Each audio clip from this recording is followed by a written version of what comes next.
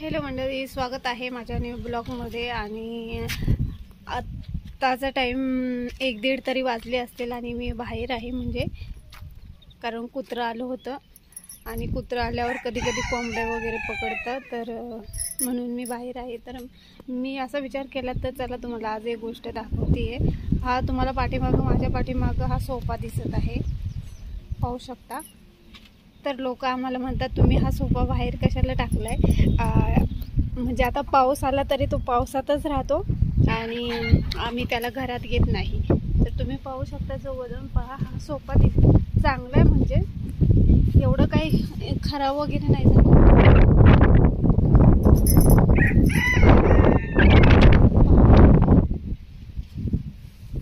2 फूटचा आणि एक सोफा आहे, दिसत असेल तर तुम्हाला, छान आहे, खराब वगैरे नाही झाला। पण हा बाहेर कशाला आहे असंच लोक म्हणतात, तर मी ते सांगण्यासाठी हा व्हिडिओ करते का हा आम्ही बाहेर का ठेवला बाबा, एवढा चांगला सोफा आहे। तर ॲक्च्युली हा सोफा आमचा नाही आहे मेन म्हणजे।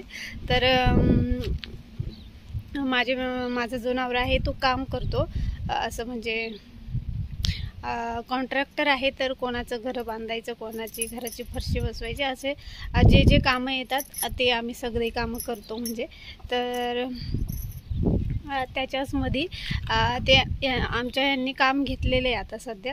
तर ते काम चालू होतं, तर आता काम करायचं म्हणजे तर सिमेंट लागतं, आणि ज्या मालकाचं सिमेंटचं दुकान आहे, म्हणजे जो सिमेंट विकतो, तर त्याच्या इथं हा सोफा होता, म्हणजे त्याच्या इथं, म्हणजे त्याच्याही घरात वगैरे नसेल, त्याच्या दुकानामध्ये, नाही तर मला माहीत नाही त्याच्या घरी होता का दुकानात होता।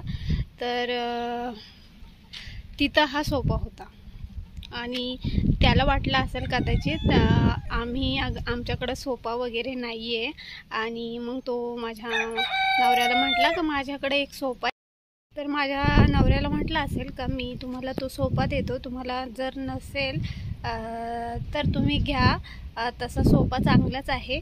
पण हा सोफा चांगला नाही, तुम्हाला वाटत असेल हा चांगला आहे, पण हा बिलकुल चांगला नाही आहे। आणि हा दिसायला खूप छान आहे, पण त्याच्यामध्ये एक फॉल्ट आहे।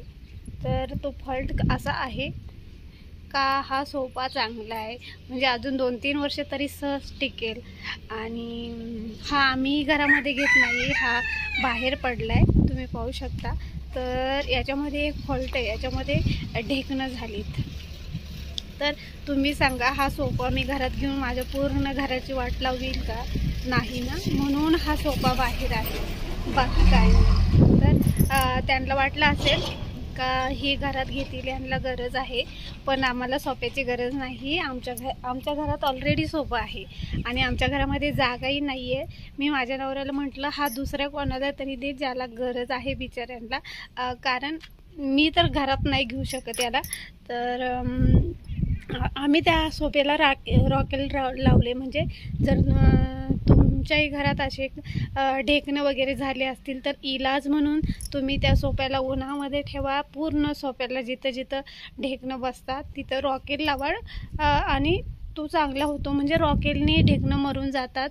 आणि जर का तुम्ही ढेकणं मारायचा प्रयत्न केला तर ढेकणं तेवढ्याच याने, म्हणजे ढेकणं कधी मरत नाही, तर ढेकणं तेवढीच पुन्हा जिवंत होतात, म्हणजे त्याचीच पिल्लं जास्त होतात, असं मी ऐकलंय।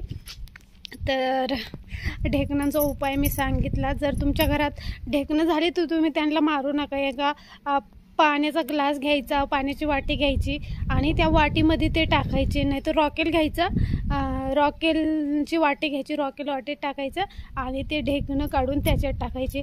त्यांना मारलं तर तेवढेच ते होतात, आणि माझ्या नवऱ्याला तर ढेकणांची एलर्जी आहे, म्हणून हे सोपे इथं पडलेत, बाकी काय नाही याचं उत्तर। आणि माझे कपडे पहा, मी आज कपडे धुतलेत, मगाशीच पाऊस आला पण मी कपडे आतमध्ये घेतलेच नाही, त्यामुळे पुन्हा सुकून गेले। आत्ता घेईन मी व्हिडिओ संपल्यावर। तर ह्या सोफ्याची ही कहाणी आहे, आणि लोकांना वाटतं आम्ही हा सोफा फेकून दिला आहे। तर आशा करते माझा व्हिडिओ तुम्हाला आवडलेला असेल, आणि जर माझा व्हिडिओ आवडला तर शेअर करा आणि एन्जॉय करा।